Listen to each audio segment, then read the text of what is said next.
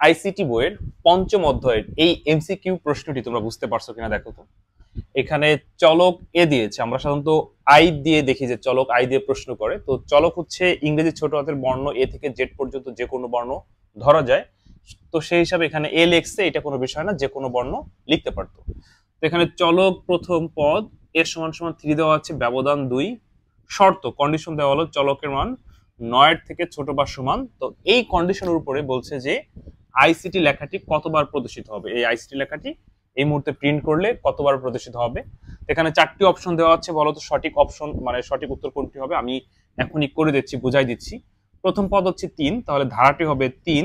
এখানে ব্যবধান হচ্ছে 2 করে করে, অর্থাৎ 3-এর পরে 2 বৃদ্ধি পাইলে 5, 5-এর পরে আবার 2 বৃদ্ধি পেলে 7, 7-এর পরে 9, তারপরে 11। বাট এই শর্ত অনুযায়ী 11-তে যাওয়া যাবে না, 9 যাওয়া যাবে যেহেতু সমান আছে। তাহলে 9 পর্যন্ত এখানে কয়টা পদ অতিক্রম করেছে? 4টি। তো সঠিক উত্তর হবে 4। আশা করি বুঝতে পারছো। যারা এইচএসসি পরীক্ষার্থী আছে তোমরা চাইলে শেষ মুহূর্তে আমার কাছ থেকে সাজেশন এবং সাজেশনের ব্যাখ্যা সহ ক্লাস সংগ্রহ করতে পারো। আমার এই হোয়াটসঅ্যাপ নাম্বার এসএমএস দিয়ে 100% কমন উপযোগী ক খ সাজেশন দিব।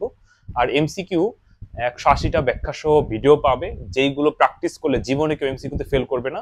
যদি তোমার হাতে একদিন সময় থাকে, ধরো 2 ঘন্টা সময়ের ওই এমসিকিউ ক্লাসগুলো করে পরীক্ষার হলে গেলে এমসিকিউতে পাস হয়ে গেল। এছাড়াও সিকিউ আর বেসিকেও থাকবে, হয়তো এখন বেসিক করার সময় খুবই কম।